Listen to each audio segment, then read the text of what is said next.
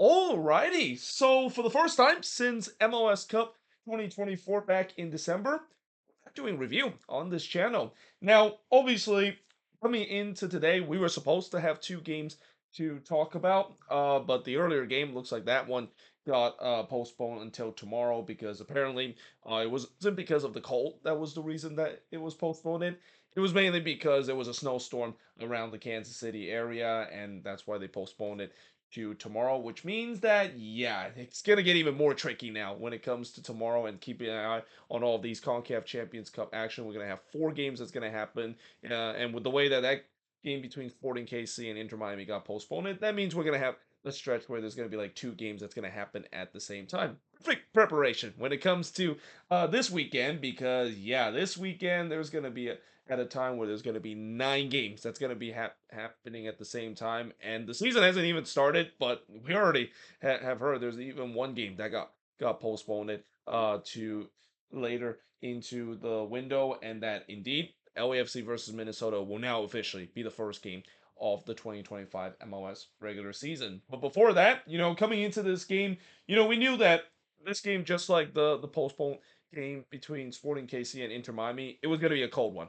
The weather was going to be around the teens, that is, and that obviously heavily favored the Rapids because we know LAFC, they tend to struggle when it comes to playing in cold weather. But despite the fact that they found themselves 2-0 down at one point in this game, you gotta say, for Steve Cherundle's side, this has to consider a win. And it's not very often I wear the losing team jersey in a review, but you got to say that the advantage has to be with LAFC coming into this one, heading into that second leg in LA. And for the Colorado Rapids, I mean, that goal that they conceded late in this game, and then that horrendous miss that they had in the second half after going on 1-0.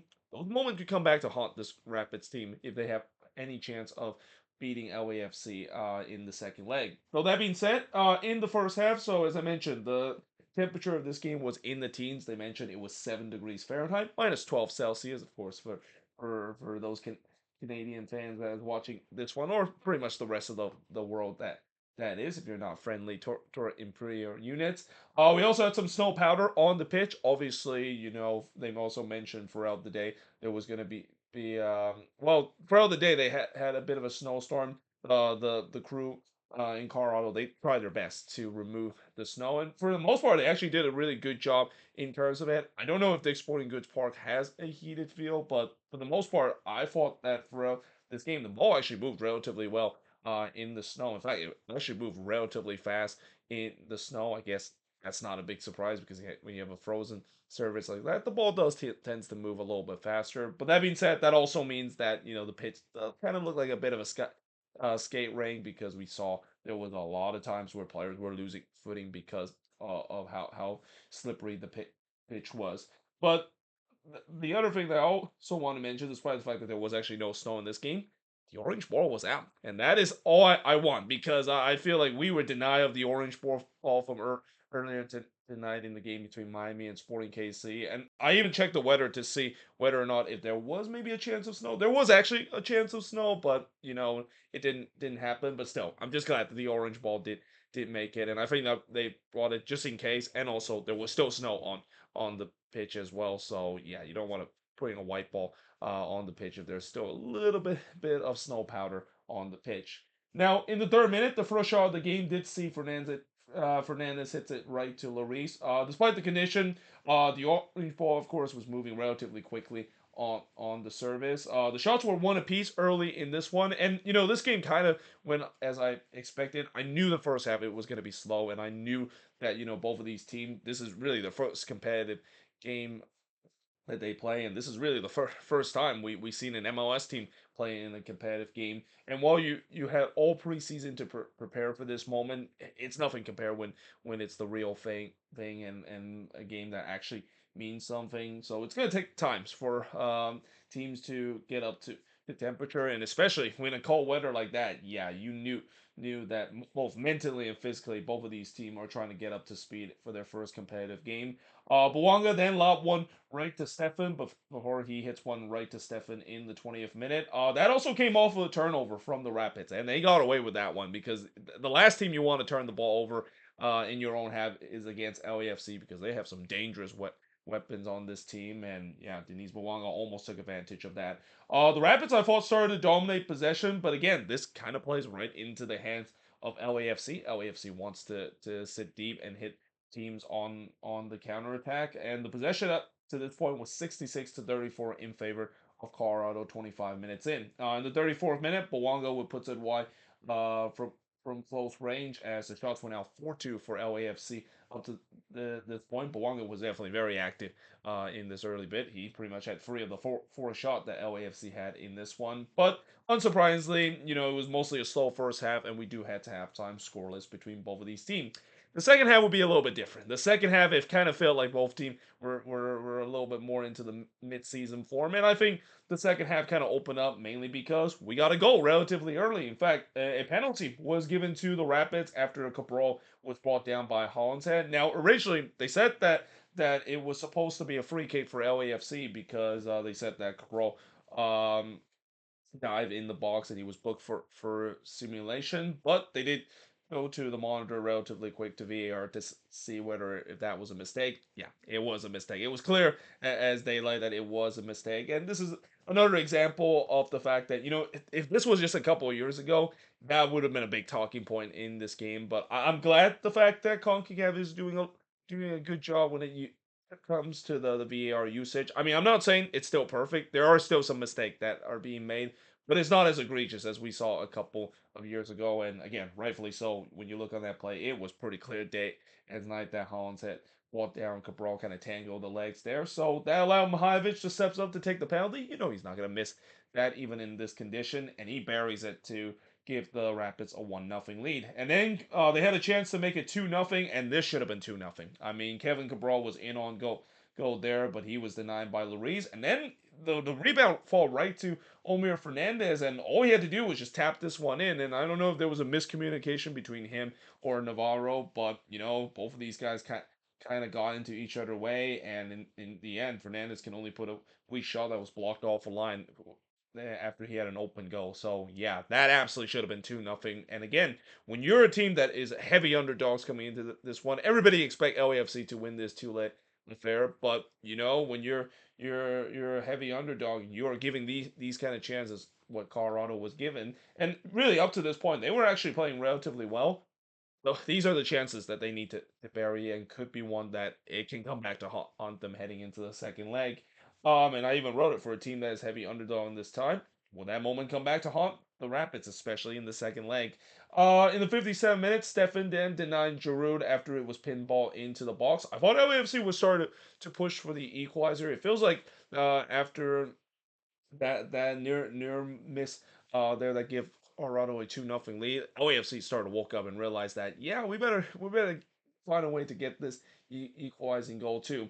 There was a shout for a handball from LAFC not given. Hollinshead would then hits one right to Stefan on the volley. Then there was a shout for a penalty for the Rapids not given in the 70th minute before Abobisi would puts one right to Stefan in the 77th minute. LAFC would just continue to push late for the equalizer. The Rapids were definitely starting to sit back and almost trying to hit on the transitional play. There were a couple of times that they were successful, but mostly, it seems like they were just trying to hang on to this 1-0 lead, and most importantly, do not allow a away goal for LAFC. But they did even one better because in the 80th minute, guess who? Georgi Mihailovic, and this was just a beautiful free kick. This is a textbook example of how to score a free kick from not that far out. And we know Georgi Mihailovic has that technique as well. And what a beautiful goal that was. Lloris actually got a fingertip toward this one, and it's kind of a bit of a miracle that he got this a fingertip off that one because this free kick was placed in the perfect area where even the best goalkeeper in the world is not going to save that. I mean, it was just top left bins like that, and just like that, the Rapids had a 2-0 lead, and it looks like they not only had all the momentum of this one, but they pulled off the shock against LAFC. However, in the 86th minute, Aaron Long would get one back, and most importantly, an important away goal for LAFC as he scored from Bwanga to make it 2-1 in favor of the Rapids. The Rapids were complaining that there should have been offside. They were complaining that one of the LAFC players impeded Stefan there, and therefore that should have been offside. They did actually kind of did a little brief check. They said no, so the goal stand, and most importantly, all of a sudden, despite the fact that the Rapids were leading, that away goal for LAFC is literally what they're looking for, because they know that they're probably gonna lose this game. I mean, it's gonna be tough for them to come back from a two nothing deficit, but most importantly, just get that away goal, and now you can be heading back to LA, a chance that one goal is going to be enough to make it into the next round. Because I know no, it's kind of still stupid in the year of 2025, but CONCACAF is still one of those confederation, and this competition is still one of those few competition that away goals does count for something in the end. In the 89th minute, Larraz did look to respond, but he puts it over from close range, and then Bouanga looked to tie this one in the 90th minute, but he hits it right to Stefan in the 90th minute, and there was no doubt that LAFC already with a vital away goal, they were pushing hard to try to tie this game up at two apiece, but in the end, the Rapids does hold on to win 2-1 in this one, but most importantly, feels like the advantage is now going to LAFC heading into the second leg. Obviously, ideally they didn't want to lose this game and had to win the next game against the Rapids to move on. But you just kind of had a sense that we've seen this before with LAFC. They lose the first leg, that is, and they'll be able to head back to their home ground and able to score a couple of goals, and especially getting that vital away goal. It would be definitely less daunting now for them to try to overcome the Rapids being down only one goal, and just one goal enough to move on into the next round, than have to basically get multiple goals and making sure the Rapids doesn't score an away goal themselves to potentially cause a major issue heading into the second leg. Shots in this one, 14 shots for the 7 that the Rapids had. A lot of shots in the second half. Again, the second half was very, very lively. I have a feeling it feels like as we get darker and darker, that CONCACAF After Dark was really starting to get into the minds of these players. So that's why it was kind of more lively. But all kidding aside, I think it was more lively mainly because as soon as both team kind of settle, and especially when there's a goal that is being scored so many times, we've seen teams started to really start to become more lively throughout this game. And again, I thought it was going to be a board fest, at least after what I saw in the first half, but I'm kind of glad the second half picked up. Shots on goal, 7 shots on goal for the 4 that the Rapids had. Both team had 1 shot that was off target. 1 shot that was blocked for the 5 that LAFC had. Possession wise, obviously, as I mentioned, Colorado had most of the possession, but in the second half, it felt like LAFC had majority of the ball as the Rapids were sitting deep. So that's why the possession kind of started to be heavily in favor of LAFC, and then finished with them getting 62% possession compared to 38% possession the Rapids has in this game. But yeah, like I said, the advantage is definitely with LAFC. Obviously, if the Rapids can get a draw in the next round, they'll still be able to pull off the upset that is. But you just kind of had a sense. Again, these vital moments of not scoring that goal in the 53rd minute that could have put them up 2-0, and then giving up a late away goal to LAFC when it feels like they weren't going to do something. Those are kind of the little moment in a tournament play like that could be a difference between these two teams. But yeah, I'm obviously very happy to see I'm back doing reviews, and obviously, I know the MLS season hasn't started. It's going to start relatively soon, but I'm just glad to see this competition begin, and especially I'm glad when I see an all MLS matchup. We usually don't get like an all MLS matchup in the CONCACAF Champions Cup, except from this new format where there seems like pretty much half of the league, or at least a third of the league, make it into this competition, so you get more of that. In fact, we're gonna get more of that tomorrow with the way that there's going to be another all MLS matchup between Sporting KC and Inter Miami. But until then, hope you guys enjoyed this video. If you do, make sure you like, smash the subscribe button. And by the way, with the way that there's going to be 4 games tomorrow, most likely I'm going to do the review of those 4 games on Thursday, because the last game tomorrow doesn't finish until 9:30. That is a little bit late for me to do a review, especially in the middle of the week. So most likely I'll do it